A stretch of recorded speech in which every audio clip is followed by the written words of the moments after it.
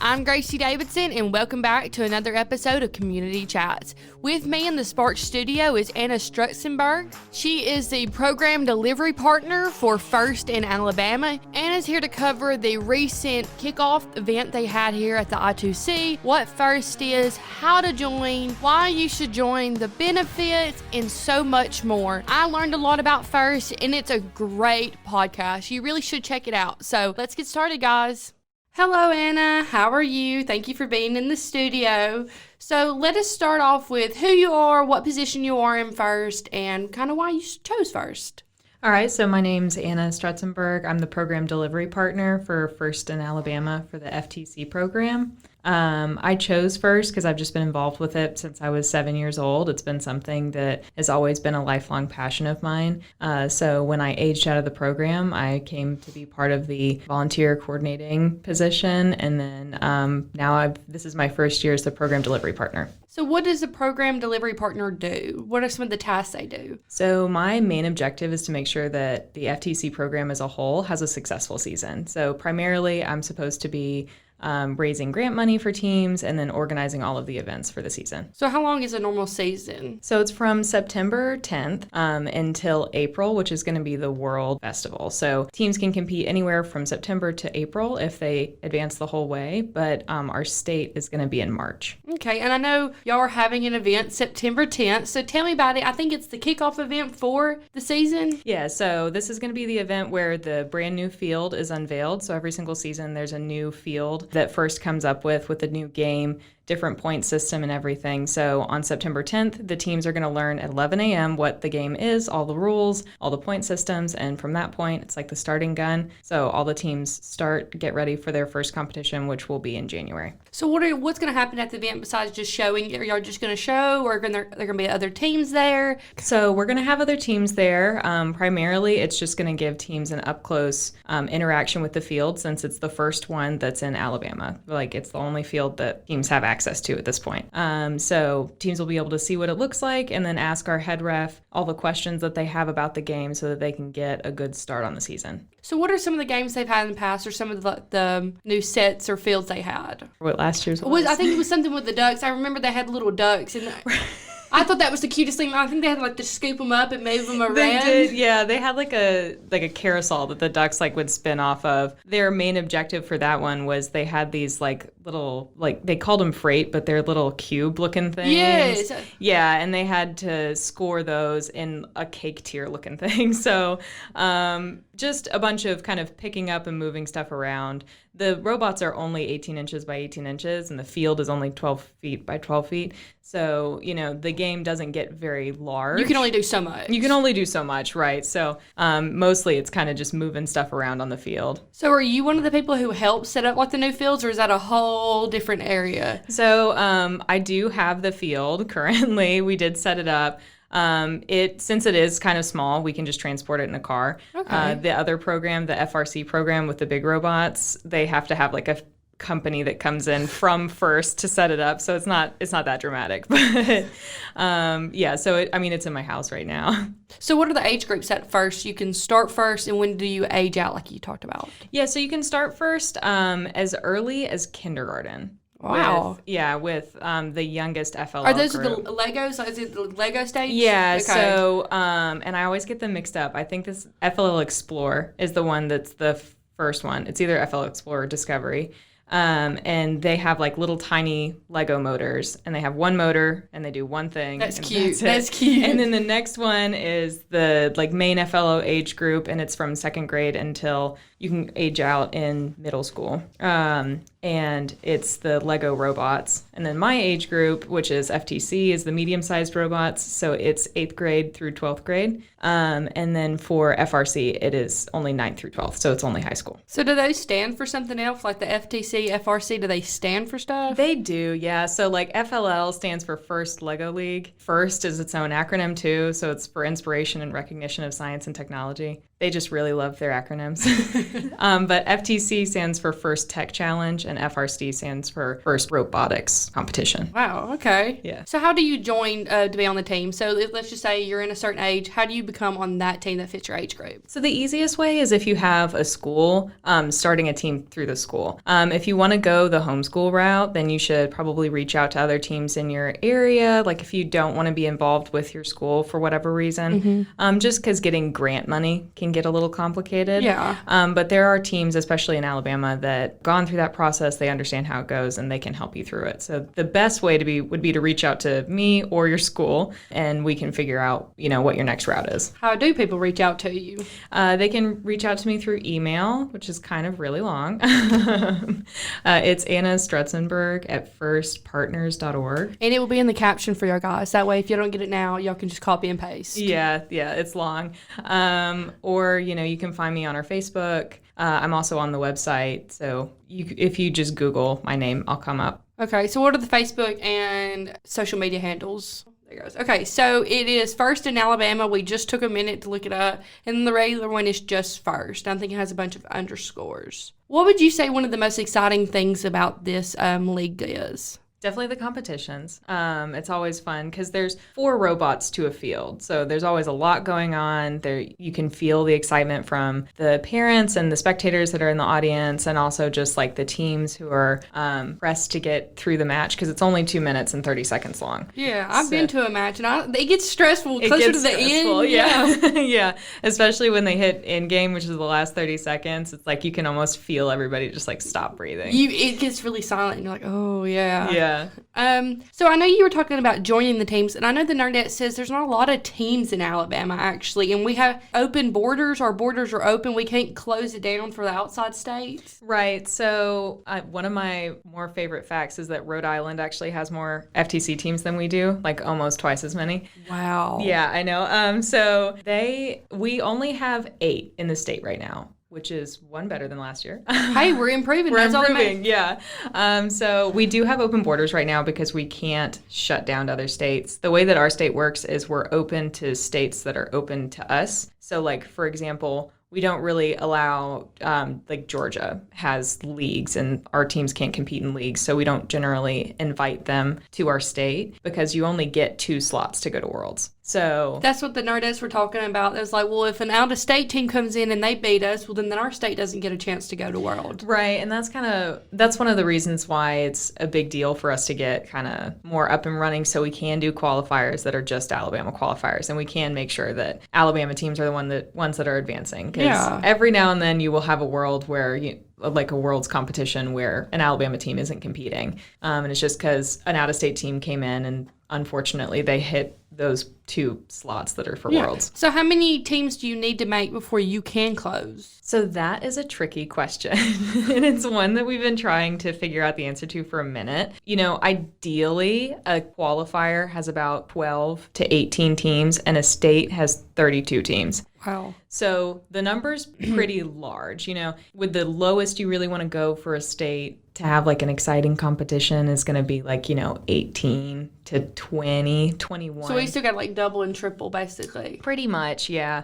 Now, I will say, like, Tennessee, they are in the same boat as us. They do have a few more teams than we do, but not a whole bunch. I think they're at 12 right now. Okay. So, we've partnered with them and with Arkansas, who's also a smaller state, so that, even though we are, like, the little guys, we can have as many competitions as possible to increase the chances of our state going to Worlds. At least y'all got some help. At least it's not just everybody coming here and then nobody else going. Yeah. I know, yeah. Last year, we didn't advance any Alabama teams out of our state, but the Nerdettes advanced out of Arkansas. Yes, so that's what they told me. They did get to go to World, and they had a blast. Yeah, no, we had a wild state competition last year. We ended up having the match that broke the world record right before. That's amazing. Yeah, so that was really exciting to be able to like watch that match because I was a referee for that. And so there was like, it was like this whole like debate on whether or not they had like made the last minute point. There's like so many pictures. Instant replay. Yeah, you can't have those in first. Really? Yeah, no, you're not allowed to have any video replay on anything. Yeah, it's just like what the ref sees. Wow. Yeah, so you just have to like trust that they're making the right call. So it could be like a totally wrong call and you just have have to go with it. Yeah, so like with FRC, I think they have people that like watch the broadcasts, and if they see that a ref is consistently not making the call, they'll be like, "Hey, tell your ref something's fishy." That this is the role this is the call they're supposed to be making. But with all of the other ones, they're just like, it is what it is. Full faith, yeah. Wow, yeah. I had no idea. Yeah, and then it gets even weirder because like last year, the thing with the game was that there was this piece that had to be tilted one way or another,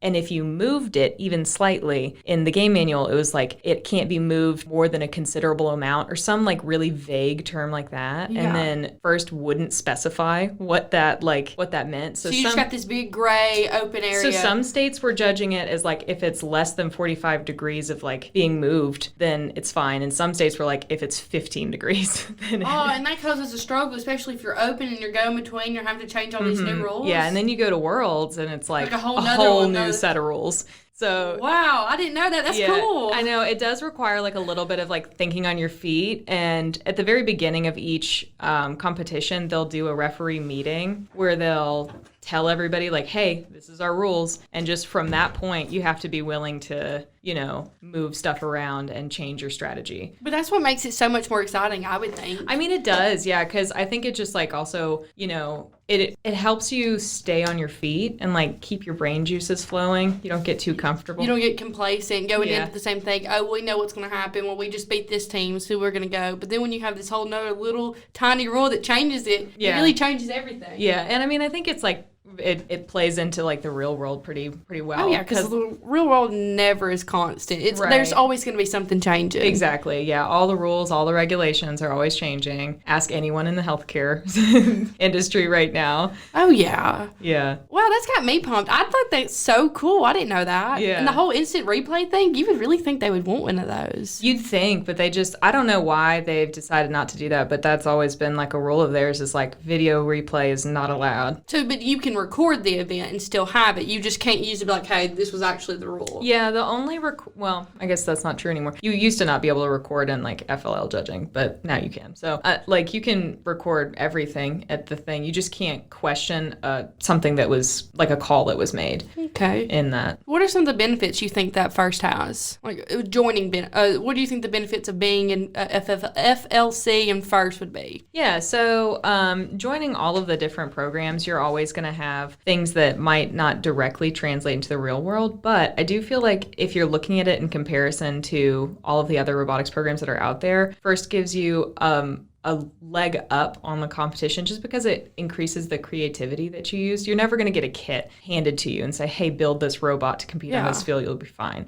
So it has students think outside of the box on how to meet the requirements for the game. Every year it's changing, so there's never going to be a game that happens the same way twice. So even if you only compete 2 years, you're going to have to create two different ones. 2 separate robots because, robot A is not going to be able to compete on field B, So like they can't use the same robot, like the ones with the little cups to get the or ducks. They can't use that robot. They have to change it up. So they can if it works. But it normally doesn't. It normally doesn't. Okay. Yeah, because first normally goes through like a cycle of like there's a stacking game and an organizing game and a shooting game, and then they repeat that process. Okay. So, the other thing is I feel like first gives you a lot more access to getting scholarships, getting real world experience, and like getting internships.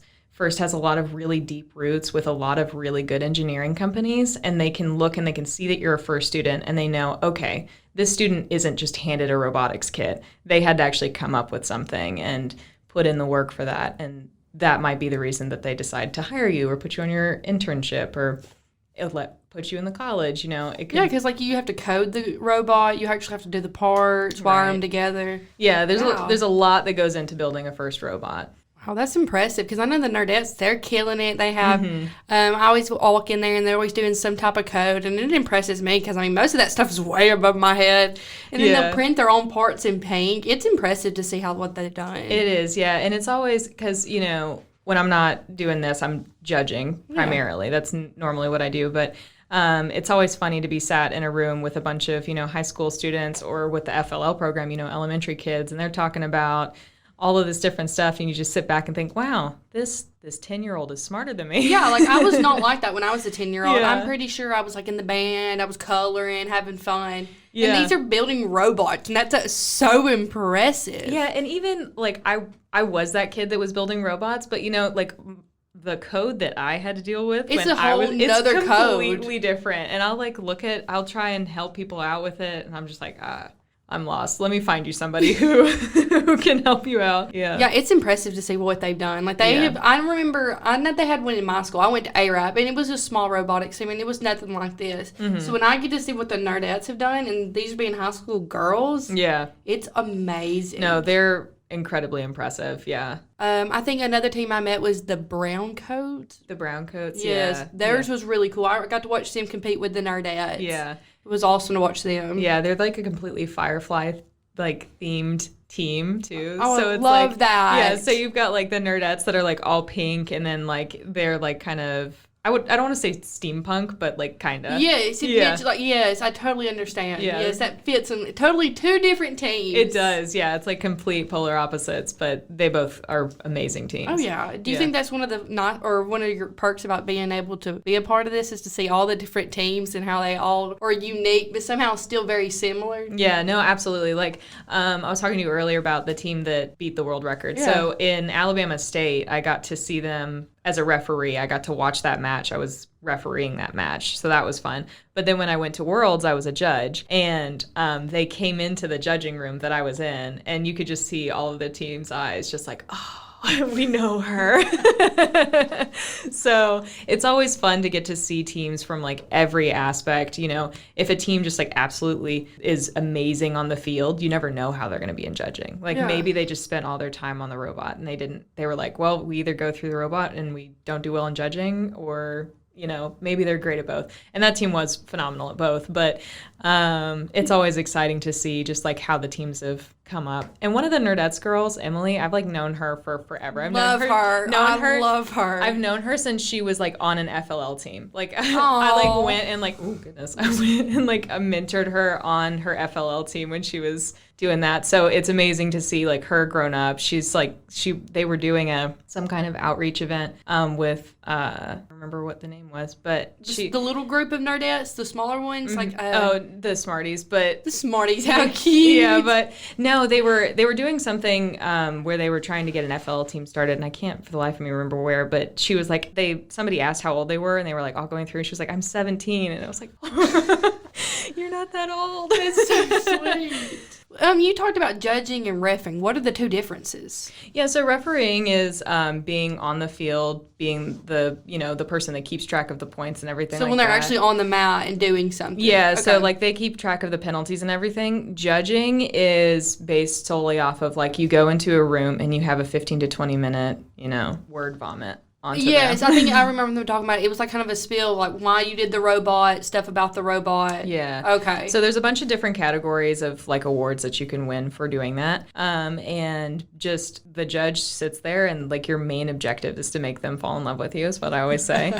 Because the judging session afterwards can get fairly heated on who's winning. And it kind of all depends on that connection you make in that 15 minutes. But based off of that, they'll either come visit you in the pits if they're doing that at the competition, or they'll go into a room and they'll kind of duke it out until they kind of convince everybody in the room like this is why this team should be number one in this category. So you're not just doing the STEM, you're not just doing like the mechanical work, but you're also going in and doing communication and leadership and stuff like that in the competition. Yeah, so there's several different awards for several different things. Even if your robot isn't like the best robot there, or even if it's like not good at all, like you could be really good at going out in your community and connecting with people and spreading the word of first, and that's an award in that's of itself. Amazing. That is awesome. Yeah, so there's the Motivate Award, there's the Connect Award, and all of those kind of revolve around getting the community motivated and connecting with people in order to bring first into their life. Okay, first of all, you've got me sold on first. At first, I was thinking it was just a robot competition, but it's way more than that, just speaking to you, and that's amazing. Yeah, I mean, that's first's like whole goal is to prove that it is more than robots. It's always been about,